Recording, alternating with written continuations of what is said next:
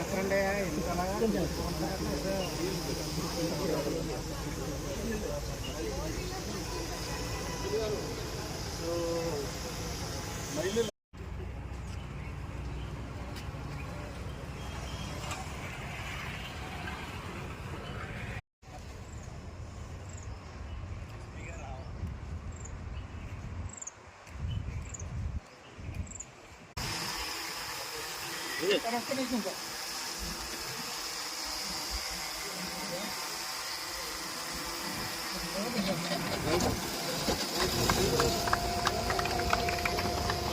అట్లాగండి వెళ్తారా రక్షణకి బాగా ఉపయోగపడుతుంది.